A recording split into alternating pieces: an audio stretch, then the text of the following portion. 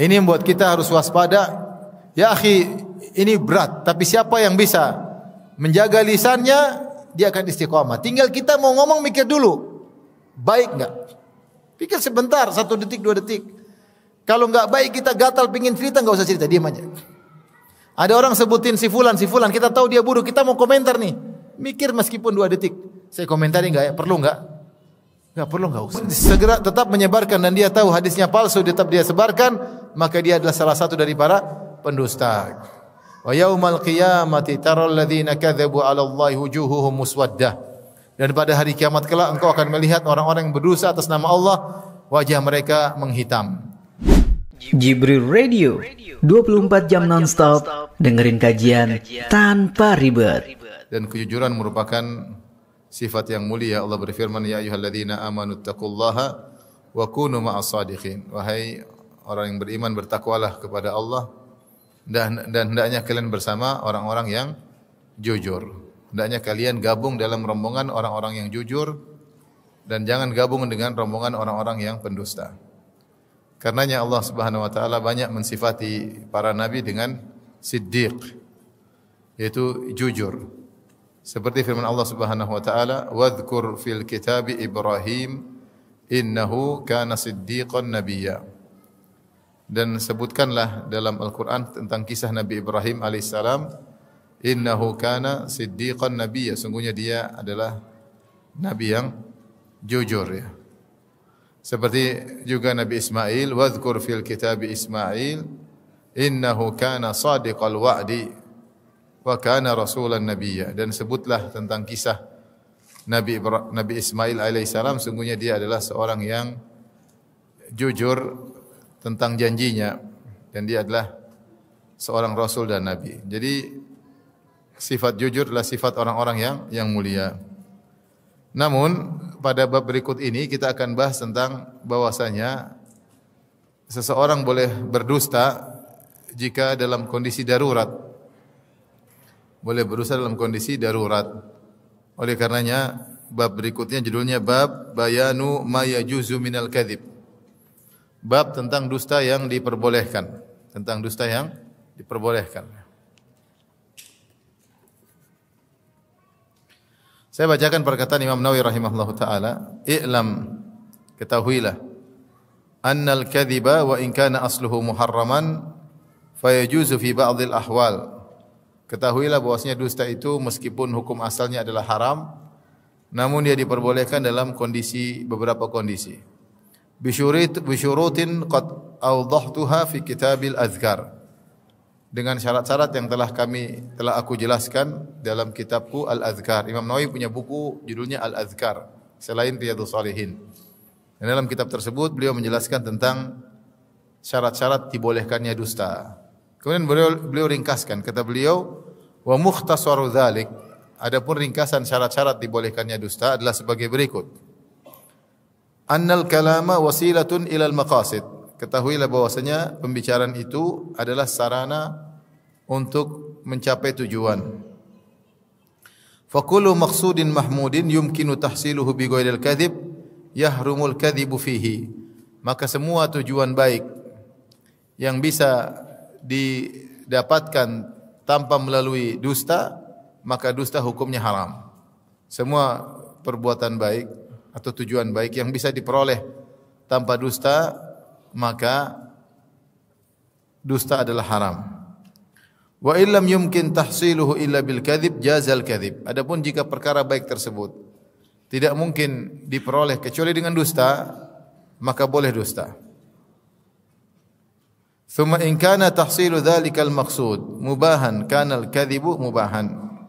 Kalau ternyata yang dimaksud untuk dicapai kebaikan tersebut adalah perkara yang mubah, maka dustanya yang merupakan wasilahnya juga merupakan mubah. Wa in kana wajiban kana al-kadhibu wajiban. Kalau perkara yang tidak diraih adalah perkara yang wajib dan tidak mungkin diperoleh kecuali dengan dusta, maka dustanya juga hukumnya wajib. Fa idza ikhtafa muslimun min zalimin yuridu qatlahu aw akhdha malihi wa akhfa malahu wa su'ila insanun anhu wajibal kadhibu bi ikhfahi. contoh dia contohkan yang wajib untuk dusta. Kata beliau rahimahullahu taala, jika seorang muslim bersembunyi dari kejaran seorang yang zalim. Orang zalim ini ingin bunuh orang muslim, maka dia pun sembunyi. Atau orang zalim ini ingin merampas hartanya, maka dia pun sembunyikan hartanya. Kemudian ada orang lain ditanya tentang dia. Mana si fulan? Padahal yang menanya ingin membunuh. Maka wajib dia berdusta. Dia bilang saya tidak tahu. Jangan dikasih tahu, oh lagi di situ, jangan. Karena kalau dia kasih tahu, ini orang akan dibunuh. Ini orang akan dibunuh. Maka ketika itu dusta hukumnya wajib demi menyelamatkan nyawa seseorang. Demikian juga kalau ada perampok ingin mengambil harta seseorang, kemudian ditanya di mana? Kau tahu lokasi hartanya? Kalau kita tahu, kita enggak boleh kasih tahu. Kita bilang aja saya tidak tahu. Karena kalau kita jujur ketika itu, maka hartanya akan dirampas. Maka ini contoh jujur dusta yang wajib. Wa kadza law kana indahu wadi'atun wa arada zalimun akhdhaha. Demikian juga kalau ada seorang memiliki wadi'ah, yaitu ada orang nitipkan barang sama dia, nitipkan harta sama dia. Kemudian ada orang zalim ingin merampas harta titipan tersebut. Wajib al-kadhibu bi ikhfa'iha, maka dia wajib untuk berdusta. Dia bilang ada si fulan titip barang sama kamu, oh enggak ada. Jangan bilang ada, kalau bilang ada nanti dirampas. Maka wajib bagi dia untuk berdosa untuk menyelamatkan harta titipan orang lain yang dititipkan kepadanya. Ini contoh dusta yang wajib. Karena kalau dia tidak berdusta, maka orang lain bisa terbunuh atau harta orang lain bisa dirampas. Wal ahwat, dan yang lebih hati-hati kata Al-Imam Nawawi rahimahullah taala, wal ahwatu fi hadza kullihi an yuwarri. Yang lebih hati-hati jangan dia berdusta terang-terangan, tetapi dia melakukan tauriyah. Apa itu tauriyah? Imam Nawawi menjelaskan, wa makna tauriyati, dan maksud dari tauriyah adalah an yaqsida bi ibaratihi maqsudan sahihan laisa huwa kadziban binisbati ilaih. Yaitu dia bermaksud dengan mengucapkan kata-kata tertentu dengan ibaratnya, dengan ungkapannya, dia ingin tujuan yang benar, yang dia tahu itu bukan dusta dari sisi dia. Ini bukan dusta, saya ngomong benar. Wa in kana kadziban fi dhahiril lafz, meskipun secara zahir lafalnya adalah dusta.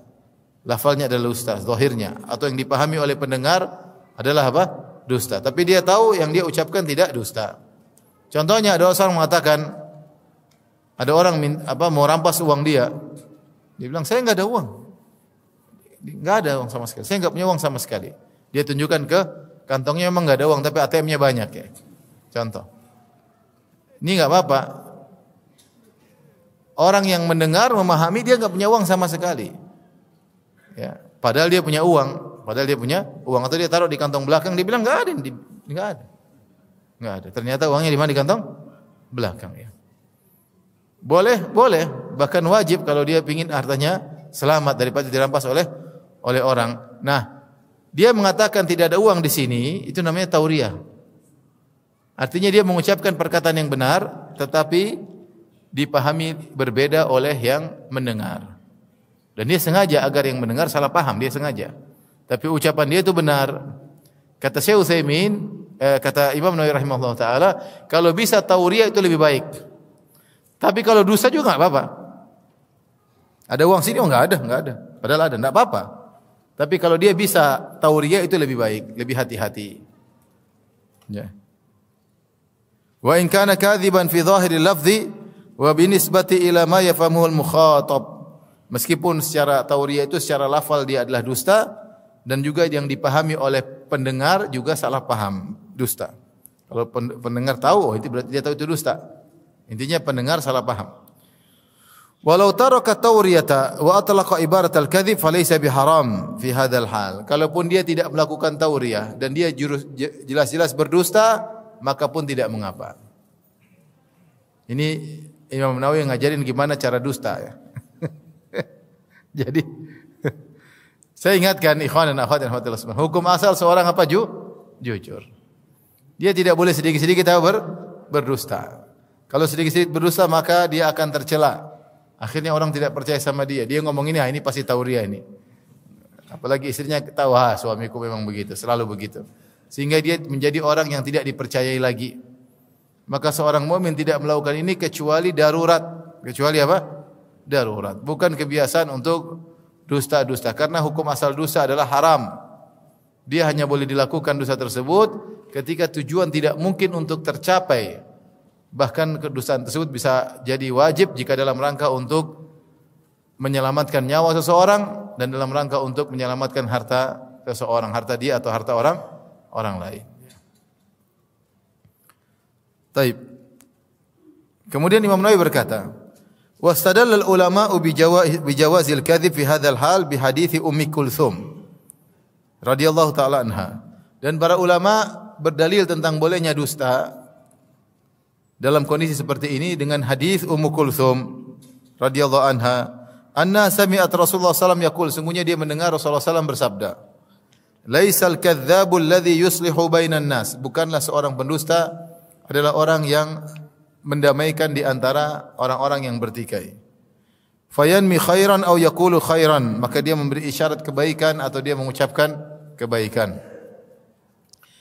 Zada Muslimun fi riwayatihi, dalam riwayat yang lain Imam Muslim menambahkan lafal yang lain, qalat Ummu Kulthum radhiyallahu anha berkata, "Walam asma'hu yurakhisu fi syai'in mimma yaqulu an-nasu illa fi thalath." Aku tidak mendengar Rasulullah sallallahu mengizinkan atau membolehkan memberi rukhsah untuk berdusta dalam pembicaraan manusia, pembicaraan mereka, kecuali pada 3 perkara boleh dusta. Ta'ni, yang dimaksud 3 dusta yang boleh tersebut kata Ummu Kulthum yaitu al-harb, yaitu dalam perang boleh dusta. Kemudian yang kedua al-islah bainan nas, untuk mendamaikan orang-orang yang bertikai boleh dusta. Yang ketiga wa haditsar rajuli imra'atahu, seorang laki ngobrol dengan istrinya. Wa haditsal mar'ati zaujaha, dan seorang wanita ngobrol dengan suaminya. Ini boleh dusta. Jadi dusta boleh 3. Yang pertama apa? Perang. Ustaz, kalau perang sama istri boleh. perang beneran. Perang boleh dusta, boleh. Bahkan Rasulullah SAW mengatakan al-harbu khuda'ah. Perang itu tipu daya, makar. Yang kedua untuk mendamaikan orang yang bertikai. Yang ketiga pembicaraan suami istri, suami bohongin istri, istri bohongin suami dalam rangka untuk kemaslahatan rumah tangga mereka, bukan dalam rangka merusak rumah tangga mereka. Sekali lagi, seorang jangan berlebar-lebar dalam hal ini, sehingga akhirnya dia dicap sebagai pendusta. Seperlunya saja. Kalau memang maslahat, kalau memang tidak bisa dihindari harus berdusta untuk kemaslahatan besar, maka tidak mengapa, seperti menyelamatkan nyawa seorang atau menyelamatkan harta seseorang. Taib. Ini tadi pembahasan tentang dusta yang dikecualikan. Sebagaimana pada pertemuan sebelumnya Imam Nawawi membahas tentang ghibah, hukumnya haram, kemudian beliau bahas tentang ghibah yang diperbolehkan. Demikian pula dusta hukumnya haram dan ada dusta yang diperbolehkan, ya. Dan pada pertemuan lalu telah kita bahas bahwasanya dusta banyak yang merupakan dosa besar, mengantarkan pada neraka. Ya, mengantarkan pada neraka. Taib. Dalam hadis ini Rasulullah SAW menyebutkan tentang 3 perkara yang boleh seorang berdusta. Yang pertama adalah al-harb, perang. Dan itu Rasulullah SAW sering melakukannya ketika perang. Rasulullah SAW misalnya, karena di zaman Nabi SAW banyak mata-mata dari musuh. Mata-mata. Rasulullah juga punya mata-mata kepada musuh, musuh juga punya mata-mata kepada kaum muslimin. Ya. Karena Rasulullah SAW tidak tahu ilmu gaib, kecuali diberitahu oleh Allah Subhanahu Wa Taala. Rasulullah SAW punya mata-mata. Rasulullah SAW kadang kirim sahabat untuk ngecek daerah sana, untuk menunggu ada kondisi segera lapor. Intinya karena banyak mata-mata, maka Rasulullah SAW ketika perang, terkadang dia ingin menyerang ke arah selatan, dia mengarahkan pasukan ke utara terlebih dahulu. Sehingga mata-mata menyangka Rasulullah SAW pergi ke arah utara, ternyata dia pergi nanti mutar ke arah mana? Selatan. Ini namanya tauriyah, mengelabui musuh. Ini boleh. Sebagaimana terkadang kalau Rasulullah SAW ingin menyerang ke arah timur, maka Rasulullah SAW ke barat terlebih dahulu. Dia mengesankan seakan-akan mau menyerang ke barat. Ternyata beliau akan berperang untuk menyerang ke arah timur. Ini namanya tauriyah. Dengan syarat ketika seorang berdusta dalam peperangan, dia tidak boleh membatalkan perjanjian damai dan tidak boleh berkhianat. Misalnya kelompok kaum muslimin ada perjanjian dengan kaum musyrikin, utusan ketemu delegasi, ada kesepakatan, maka tidak boleh melanggar ini, tidak boleh. Dusta yang lain boleh, tapi yang sudah disepakati tidak boleh dilanggar. Adapun mengesankan kepada musuh bahwa pasukan kita banyak padahal tidak banyak, boleh agar musuh gentar. Atau sebaliknya mengesankan kepada musuh pasukan sedikit ternyata banyak juga boleh, supaya mereka terpancing untuk datang untuk diserang. Dan al-harbu khuda'ah, peperangan adalah tipu daya, makar, ya, trik, strategi. Ya. Tetapi kalau sudah ada perjanjian, delegasi ketemu delegasi, maka tidak boleh berkhianat sama sekali. Kemudian di antara yang diperbolehkan adalah al-islah bainan nas, mendamaikan dua orang yang bersengketa. Ya. Misalnya ada orang bertengkar sama yang lain, dia datang, si A datang kepada kita, dia bilang, "Wah, ya, subhanallah, si fulan telah menggibah saya. Kamu hadir di majelis tersebut kan?" "Ya, saya hadir." "Ah, kita boleh bohong?" "Enggak, dia enggak gibah kamu." "Enggak." "Dia enggak ngomongin kamu." "Enggak." "Benar?" "Iya, enggak ngomong. Saya enggak dengar." Jelas dusta ini, bukan tauriah lagi. Dia enggak ngomong. Boleh enggak? Boleh, supaya dia tidak ribut sama si fulan tersebut. Di antara dusta yang diperbolehkan. Bukan sebaliknya kita malah ngompor, "Oh iya, dia ngomongin kamu." Bahkan dia bilang kamu begini-begini, kita tambah-tambahin lagi, kita bumbui lagi. Ya, kita kasih micin, sudah selesai. Dia emosi meledak-ledak. Jadilah kita namimah, mengadu domba. Subhanallah, namimah, jujur aja haram karena bisa memecah belah.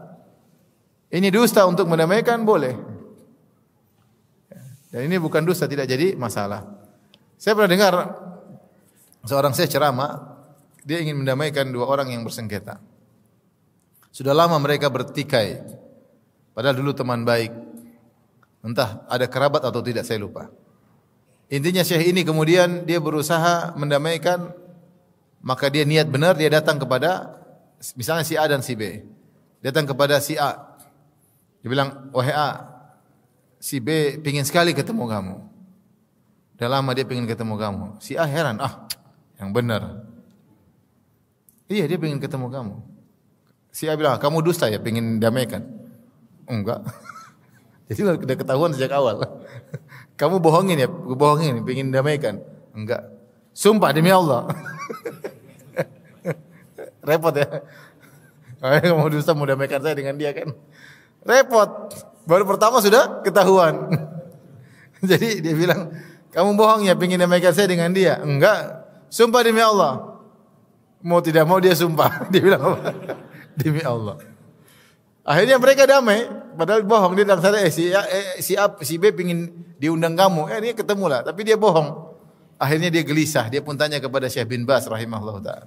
Ini buku syarah Syekh bin Baz ya.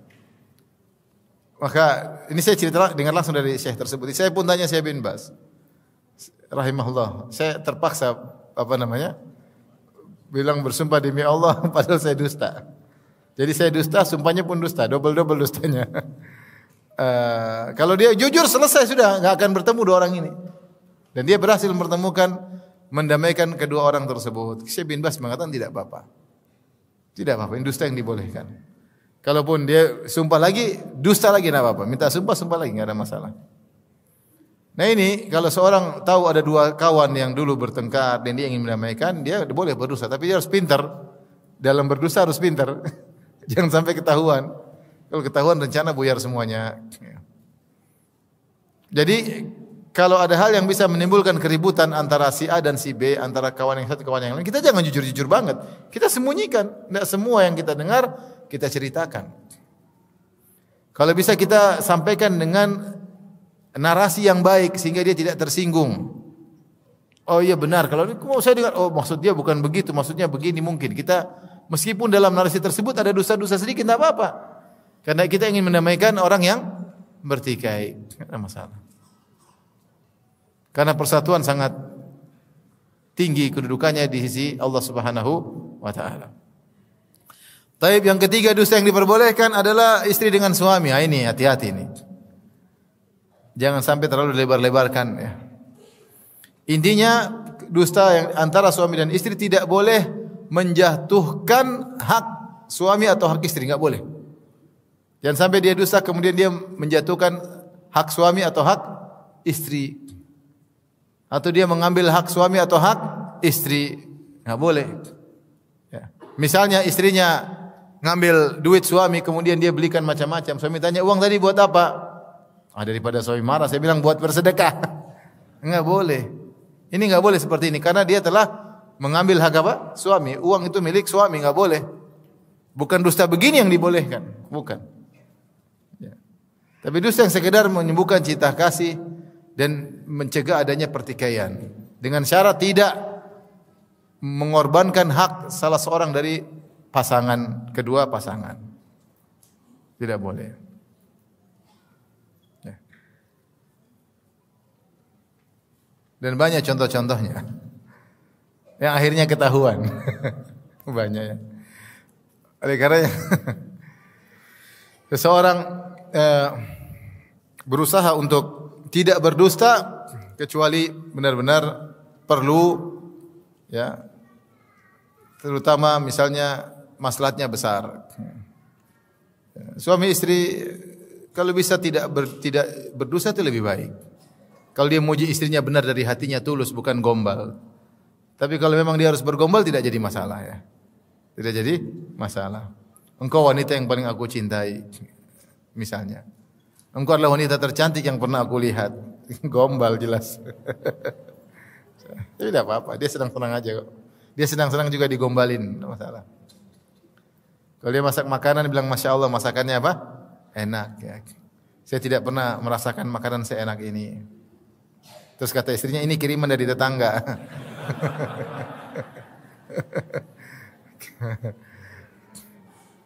Nggak ada masalah seperti itu. Wah, Masya Allah hari ini kamu wangi, hari ini biasa. Ya, ingat jangan biasakan lisan berdusta. Hanya sekedar terbatas yang tadi sudah dijelaskan.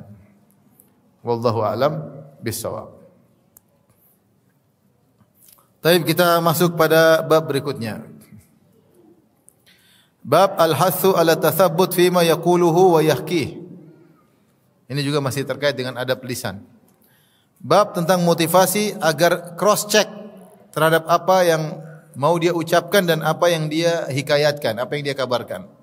Seorang kalau mau bicara atau untuk menghikayatkan, men-share, dalam kata lain menghikayatkan maksudnya men-share informasi kepada orang lain, maka hendaknya dia cross check terlebih dahulu. Dia tathabbut, dia tabayun, dia cek terlebih dahulu. Baru dia sampaikan, jangan setiap apa yang datang kemudian dia sampaikan atau dia mendengar katanya kemudian dia sampaikan. Ini tidak boleh dalam Islam. Di antara keributan bisa terjadi gara-gara men-share informasi tanpa mengecek terlebih dahulu. Secara sederhana, seorang muslim ketika ingin men-share suatu informasi, maka dua yang dia lakukan. Yang pertama, dia cek dulu informasinya valid atau tidak. Sahih atau tidak. Kemudian kalau dia sudah tahu informasinya benar-benar sahih, valid, maka yang kedua dia share ada maslahat atau tidak. Ada maslahat atau mudarat. Dia pikirkan dua hal ini. Kalau ternyata ada maslahatnya dan maslahatnya rajihah, kuat, mendominasi, maka share. Kalau ternyata di share mudaratnya lebih mendominasi, maka jangan share. Kalau ternyata antara maslahat dan mudarat berimbang, lebih baik tidak usah di share. Kalau setiap muslim komitmen dengan dua aturan ini, mengecek validasi kabar tersebut terlebih dahulu. Yang kedua, mengecek maslahatnya ada atau tidak, maka insyaallah tidak banyak berita yang beredar. Taib. Kalau kita mau lihat pada syarat yang pertama, mengecek validasi kabar yang sampai kepada kita. Maka ini pun sudah sulit, terutama kabar-kabar yang beredar di internet. Allah Subhanahu wa taala berfirman, "Ya ayyuhalladzina amanu in ja'akum fasiqun binaba'in fatabayyanu." Wahai orang yang beriman, jika datang seorang fasik membawa berita, maka cek terlebih dahulu. Nah, yang bikin berita di medsos, di televisi, apakah mereka orang-orang bertakwa yang thiqah terpercaya? Hah? Antum kenal mereka? Sehingga antum bisa yakin apa yang disampaikan pasti benar? Tidak. Ya akhi, saya sering cerita, saya pernah ngisi di salah satu stasiun televisi terkenal. Bukan di televisinya, tapi para pekerjanya minta saya ngisi di bulan Ramadan. Kemudian saya ngisi. Kemudian di antara pertanyaan yang menakjubkan dia bilang, "Ustaz," saya bilang, "di antara pembatal pahala puasa adalah dusta." Ya. Rasulullah SAW telah menyebutkan bahwasanya siapa yang berdosa maka Allah tidak butuh dengan puasanya. Puasanya tidak batal, sah, tetapi pahalanya tidak ada.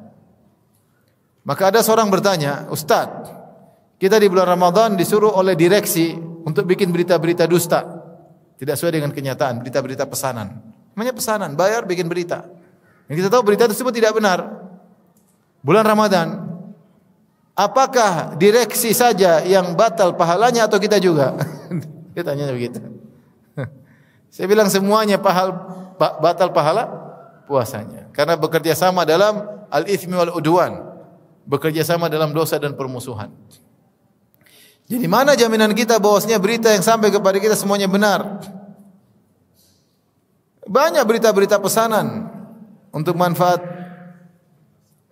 atau kemaslahatan orang yang memesannya. Tinggal bayar bikin suatu berita. Terkadang berita itu kompak. Pernah suatu kejadian, saya tahu kejadian tersebut. Kemudian kompak berita-berita semuanya menyelisih kejadian yang nyata, tapi semuanya kompak. Ya sudah, orang semua terbawa opini untuk meyakini karena semua berita menyampaikan dengan redaksi yang mirip-mirip. Maka apa yang didapati oleh masyarakat? Masyarakat membenarkan. Ada 20 sumber berita menyampaikan dengan konten yang sama, padahal aslinya tidak begitu. Masyarakat membenarkan yang mana? Yang benarkan yang 20 ini. Kalau misalnya yang benar mengatakan tidak begitu ceritanya, sudah susah. Kalau informasi pertama sudah masuk, untuk direvisi sudah susah. Dan itu yang penting isu sudah tersebar, mau direvisi, mau diperbaiki, masyarakat sudah malas untuk mendengar revisi tersebut. Biasanya mereka sudah menerima informasi yang awal. Oleh karenanya tidak semua berita yang sampai pada kita mau kita sebarkan. Kalau kita baca-baca sendiri, kalau ada maslahatnya silakan baca. Tapi kalau untuk share ke sebagian orang, kita harus bisa pastikan sumbernya terpercaya. Sumbernya terpercaya. Kalau kita yakin sumbernya terpercaya, valid, baru kita beranjak pada peraturan yang kedua. Maslahat atau tidak. Kalau maslahat sebarkan, kalau tidak perlu. Kalau tidak maka tidak perlu. Dan itu bukan hanya berkaitan dengan berita-berita yang terjadi di dunia ini, demikian juga terkait dengan syariat. Lebih parah lagi, harus memperhatikan dua hal ini. Lebih parah lagi. Kalau ada hadis, di cross check hadisnya sahih atau tidak. Kalau hadisnya dhaif, apalagi hadisnya palsu, maka tidak boleh di-share. Tidak boleh di-share. Jika ternyata benar isi kontennya, kita harus beranjak pada peraturan kedua. Saya share di grup. Apakah mereka sudah layak untuk menerima informasi syariat seperti ini? Karena tidak semua orang informasi syariat mau kita sampaikan ke orang. Dia baru ngaji, belum ngerti, dia nanti bingung. Meskipun informasinya benar. Makanya dalam hadis kata Ali bin Abi Thalib, ya, radhiyallahu anhu, beliau berkata, "Haditsun nas bima ya'rifun. Aturiduna ayyukadzdzaballahu wa rasuluh." Sampaikanlah kepada manusia sesuai dengan nalar mereka. Apakah kau ingin Allah dan Rasulnya didustakan? Tidak semua masalah agama mau kita sampaikan ke orang. Ternyata audiens belum bisa untuk menerimanya, maka jangan dulu, perlu tahapan untuk sampai pada informasi tersebut. Ada tahapan. Demikian kata Ibnu Mas'ud, lasta bimuhadditsin haditsan la tablughu uqulan nas illa kana li ba'dhin fitnah.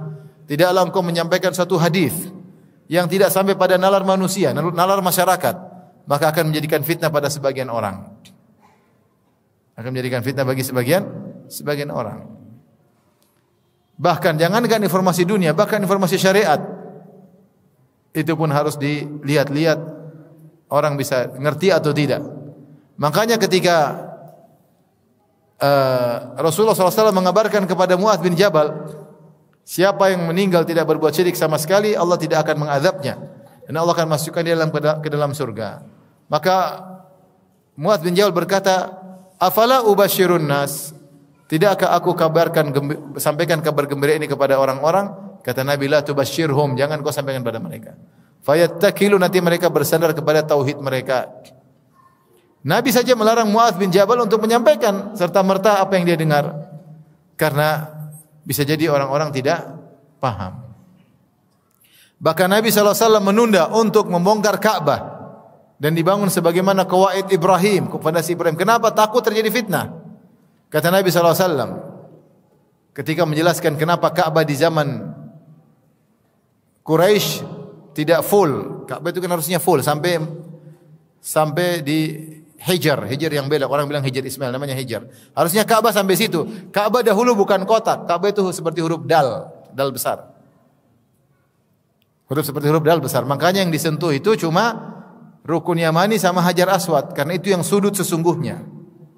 Yang sebelah sana itu enggak ada sudutnya. Dalam bentuk apa? Dalam bentuk setengah lingkaran.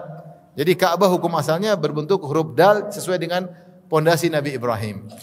Ketika Ka'bah kemudian rusak, harus dipugar, maka akhirnya kaum Quraisy membongkar Ka'bah dari awal sampai akhir, karena mereka melihat batu-batunya sudah tidak layak lagi. Kemudian mereka mengumpulkan uang untuk bangun Ka'bah. Mereka mempersyaratkan bangun Ka'bah harus dengan harta yang halal, tidak boleh hasil riba, dan tidak boleh hasil zina, dan tidak boleh hasil kezaliman. Mulailah mereka mengumpulkan uang, dan itu proses butuh pekerjaan yang berat. Ngambil batu, kemudian dipahat batunya supaya kotak, kemudian dipikul. Ini kerjaan. Akhirnya qasarathum nafaqah, kata Nabi, Quraisyan qasarathum nafaqah. Ternyata orang-orang Quraisy duitnya kurang. Akhirnya mereka bikin Ka'bah cuma separuh. Kemudian yang Hijr dikasih tanda bahwasanya itu adalah bagian daripada Ka'bah, karena duit yang halal ternyata kurang. Nah, Nabi SAW tahu kisah itu. Dan Nabi berkata kepada Aisyah radhiyallahu anha, "Laula anna qaumaki hudatsa'u ahdin bi kufrin lahadamtul Ka'bah wa la banaituhu ala qawaid Ibrahim wa ja'altu lahu babaini, baban yadkhulun nasu minhu wa baban yakhrujuna minhu." Kata Nabi SAW, kalau bukan karena kaummu itu orang-orang baru masuk Islam, kalau bukan karena mereka baru masuk Islam, tentu aku akan bongkar Ka'bah dari awal sampai akhir. Kemudian aku bangun baru lagi sesuai dengan pondasi Nabi Ibrahim alaihissalam, dan aku akan bikin Ka'bah 2 pintu. Pintu masuk, pintu keluar. Tapi Nabi sampai meninggal tidak melakukannya. Kenapa? Karena masyarakat belum tentu siap untuk menerima hal tersebut. Karenanya itu maksud saya, bahkan dalam perkara syariat seorang juga harus waspada. Dia cek pertama kali informasi syariat yang mau dia share ini benar enggak validasinya. Kalau dia hadis, maka dicek sahih atau tidak. Kalau dia penjelasan, dicek penjelasannya benar atau tidak sebelum dia men-share. Khawatirnya penjelasannya ngawur. Kemudian kalau ternyata semuanya benar, dia cek bermanfaatkah saya share di grup itu? Bermanfaatkah saya share di keluarga saya? Ini harus dicek lagi. Demikian pula kajian-kajiannya ada di YouTube, dicek dulu. Sekarang orang ngawur banyak, fatwa seenaknya, ngomong ini ngomong itu, dicek dulu. Kalau benar, dipastikan hadisnya benar atau tidak. Kalau hadisnya benar, penjelasannya benar atau tidak. Kalau tidak benar, jangan di-share, jangan di-share. Oleh karenanya ini bab penting, bab al-hathu ala tathabbut fima yaquluhu wa yahki. Bab untuk mengecek, cross check tentang apa yang hendak diucapkan oleh seorang dan apa yang dia hikayatkan kepada orang lain, dia share kepada orang lain. Kemudian Imam Nawawi rahimahullah membawakan ayat. Qala Allah Ta'ala, Allah berfirman, "Wala taqfu ma laysa laka bihi ilm." Janganlah engkau mengikuti apa yang kau tidak punya ilmu tentangnya, tidak boleh. Jangan bicara sembarang, tidak boleh. Jangan ikut share sembarang, tidak boleh. Jangan ikut-ikutan yang kau tidak punya ilmu tentangnya. Enggak punya ilmu, enggak usah ikut-ikutan. Tidak pasti itu kebenarannya, jangan ikut-ikutan. Inna sam'a wal basara wal fuada kullu ulaika kana anhu mas'ula. Sungguhnya penglihatan, pendengaran dan hati semuanya akan diminta pertanggungjawaban. Wa qala ta'ala, Allah juga berfirman, ma yalfidhu min qaulin illa ladaihi raqibun atid. Tidaklah satu lafal pun diucapkan kecuali ada malaikat raqib dan atid yang mencatat. Pastikan apa yang kita ucapkan baik. Makanya sebelum kita bicara, cross check dulu yang saya bicara ini benar atau tidak. Jangan ceplos-ceplos, benar atau tidak. Kalau benar saya ucapkan, kalau enggak jangan. Atau saya ingin men-share katanya. Rasulullah SAW mengatakan bi'sa matiyatil qaum za'amu. Ya. Bi'sa matiyatir rajuli za'amu. Seburuk-buruk tunggangan seseorang, perkataan dia katanya. Rasulullah enggak suka orang seperti itu. Kalau cerita yang benar, jangan bilang katanya. Rasulullah SAW tidak suka kila wa qala, katanya. Kamu kalau ada berita sampaikan, kalau enggak usah katanya. Udah diam aja. Kalau enggak usah. Taib, jadi jangan seorang mengikuti apa yang tidak ada ilmu tentangnya, karena setiap lafal yang dia ucapkan akan dicatat oleh malaikat raqib dan atid. Kemudian Al-Imam Nawawi rahimahullah taala membawakan hadis. Subhanallah. Para ulama khilaf tentang perkara mubah. Perkataan yang buruk dicatat, sepakat ulama. Perkara yang baik juga dicatat oleh malaikat. Karena perkataan yang baik dapat pahala, perkataan yang buruk dapat dosa. Dan ini dicatat oleh malaikat. Nah, para ulama khilaf tentang perkataan yang mubah. Kalau mubah sekedar ngobrol, dicatat enggak oleh malaikat? Karena ini tidak ada dosa, tidak ada pahala. Apa malaikat catat juga atau malaikat cuma catat yang pahala atau dosa? Ini khilaf di kalangan para ulama. Perkataan mubah yang bisa mengantarkan kepada kebaikan maka dicatat. Seperti seorang ngobrol dengan istrinya perkataan mubah supaya istrinya senang, istrinya nyaman, dia niatkan untuk menyenangkan istrinya, dicatat pahala, paham? Perkataan mubah yang ternyata bisa mengantarkan kepada keharaman, perkataan ngobrol biasa tapi bikin orang sakit hati, ya, ini juga dicatat. Tapi kita bahas tentang perkara mubah yang benar-benar mubah, yang tidak mendatangkan rezeki, yang tidak mendatangkan dosa dan juga tidak mendatangkan pahala. Dicatat enggak oleh malaikat? Khilaf di kalangan para ulama. Ada yang mengatakan semuanya, karena Allah mengatakan ma yalfidhu min qaulin, nafi.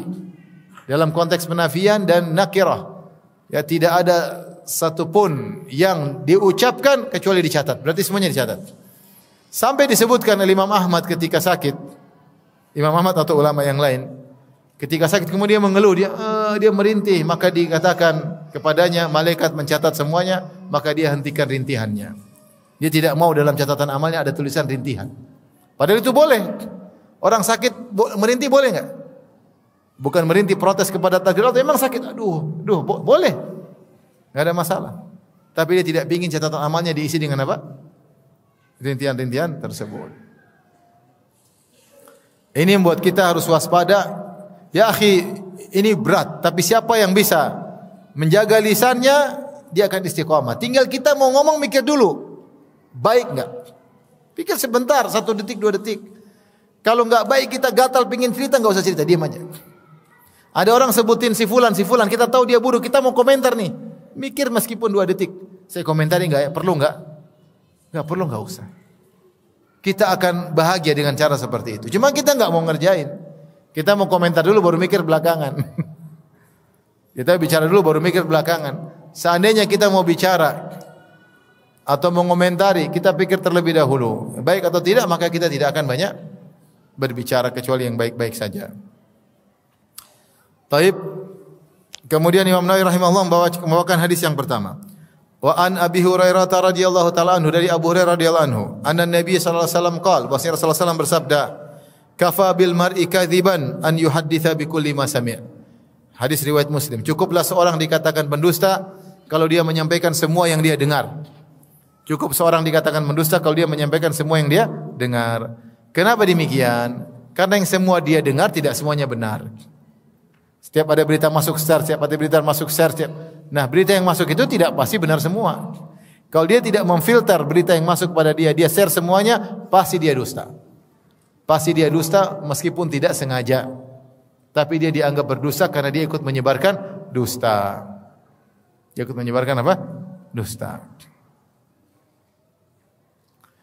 Suatu hari saya lihat klip salah seorang ulama dihina-hina, klip. Saya juga heran, masa ulama ini ngomong begini, meskipun dia mungkin ada penyimpangan, tapi masa dia ngomong kayak gini. Dalam klip tersebut, dia mengingkari suatu hukum Islam. Dia bilang begini. Klip.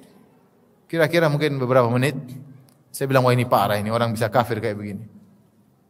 Ternyata klip tersebut dipotong, ternyata dia bantah setelah itu. Jadi dia cuma menghikayatkan perkataan orang, dia jelaskan sisi kesesatannya, kemudian dia bantah. Bantahnya enggak dicuplik. Dicuplik seakan-akan dia ngomong. Ini kan seperti ini, wah ngeri sekali kayak gini. Ngeri.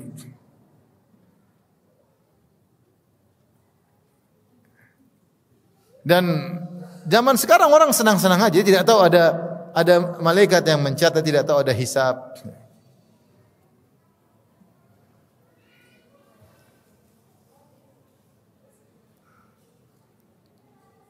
Dia tahu itu enggak begitu, tapi sengaja dia provokasi. Dia berdosa atas nama ulama. Dan demikian juga yang terjadi pada ustaz-ustaz kita, terkadang dipotong, maksudnya bukan begitu. Yang motong ngerti bahwasanya tidak begitu. Tapi memang dia jahat. Dia ingin mengadu domba, dia ingin menjatuhkan. Mungkin dia senang-senang diulu-ulukan oleh pengikutnya, tapi hari kiamat itu ada. Hari kiamat itu ada. Hari kiamat itu ada. Serahkan aja kepada Allah Subhanahu wa taala. Taib, jadi tidak semua yang kita dengar kita mau sampaikan, tidak semua. Karena kalau setiap yang kita dapat kita share, pasti ada kedustaan yang kita share dan kita akhirnya juga berdusta karena kita berta'awun tolong menolong dalam menyebarkan kedustaan. Hadis berikutnya, wa an Samurah radhiyallahu anhu qala Rasulullah sallallahu alaihi wasallam, dari Samurah Rasulullah sallallahu bersabda, man haddatha anni bi haditsin yara annahu kadzib fahuwa ahadul kadzibin. Siapa yang menyampaikan dariku sebuah hadis yang menurut dia hadis tersebut adalah dusta, tapi tetap dia sampaikan, maka sungguhnya dia adalah salah satu dari para pendusta. Dibaca dengan dua bacaan, fahuwa ahadul kadzibin, maka dia adalah salah satu dari para pendusta. Dalam sebagian bacaan, huwa ahadul kadzibain, salah satu dari dua pendusta. Apa bedanya? Sama-sama tercela. Jadi kalau ada hadis, kita tahu ini hadisnya dusta, jangan kita sampaikan ke orang. Karena ada hadis palsu. Hadis la asralahu, tidak ada sanadnya. Kita sudah tahu dari Nabi SAW, dibilang dari Nabi, ternyata hadisnya palsu, jangan kita sampaikan kecuali kita jelaskan hadisnya palsu. Adapun kita nyebarkan tanpa menjelaskan tentang kepalsuan hadis tersebut, maka hukumnya haram. Hukumnya haram. Kalau dia segera tetap menyebarkan dan dia tahu hadisnya palsu, tetap dia sebarkan, maka dia adalah salah satu dari para pendusta. Wa yaumal qiyamati taral ladzina kadzabu 'ala Allahi wujuhuhum muswaddah. Dan pada hari kiamat kelak engkau akan melihat orang-orang yang berdosa atas nama Allah, wajah mereka menghitam. Adapun dalam bacaan yang kedua, fahuwa ahadul kadzibain, kalau dia tetap menyampaikan hadis palsu kepada masyarakat, maka dia salah satu dari dua pendusta. Kenapa? Karena tersebarnya hadis ini dengan dua pendusta. Pendusta pertama yang membuat hadis palsu tersebut, pendusta kedua yang men-share. Maka dia salah satu dari dua pendusta. Dan kita tahu bahwasanya Rasulullah SAW mengatakan al-kadzibu alayya laisa kal-kadzibi ala ghairi. Berdosa atas namaku tidak seperti berdosa atas nama selainku. Kenapa? Karena berdosa atas nama Nabi SAW menimbulkan syariat. Adapun dusta terhadap nama orang lain tidak menimbulkan syariat. Maka ini dusta yang berbahaya, berdosa atas nama Nabi SAW. Dan sekarang banyak hadis-hadis palsu. Banyak sekali. Orang bicara seenaknya. Tidak boleh motong kuku hari ini. Kalau potong kuku harus dari sini. Hadisnya enggak ada. Siapa yang minum kopi masuk surga? Selama masih ada rasa kopinya di sini. Ini penjual kopi, tulis judul kopi surga. Orang bikin hadis seenaknya. Hadis-hadis palsu tersebar, maka jangan ikut-ikutan. Taib.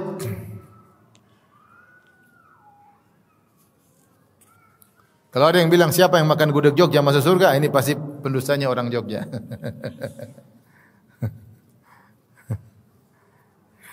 Taib. Hadis berikutnya. Wa an Asma anna imra'atan qalat. Dari Asma radhiyallahu taala anha.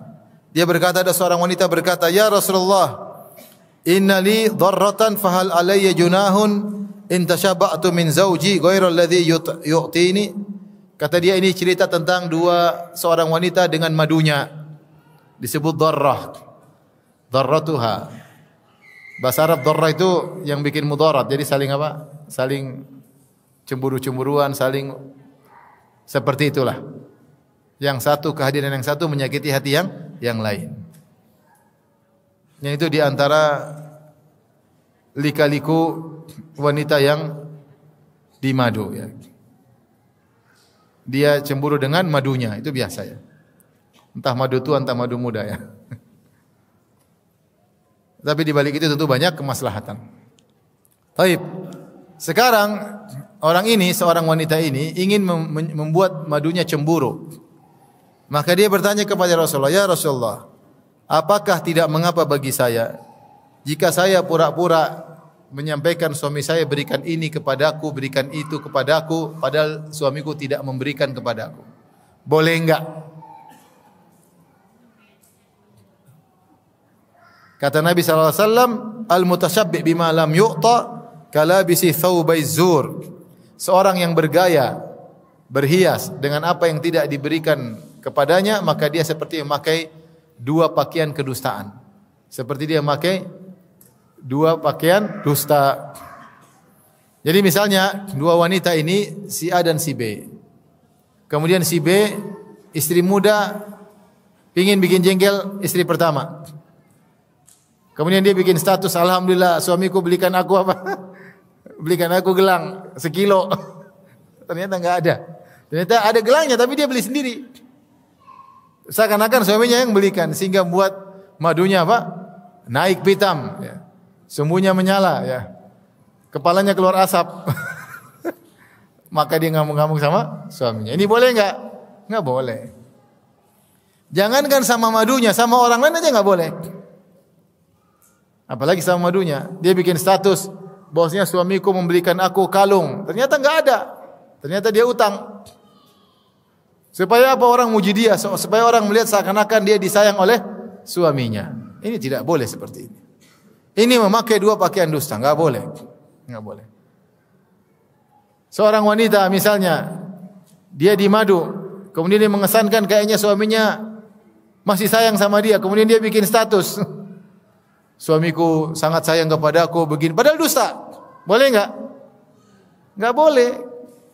Enggak boleh. Ini dusta.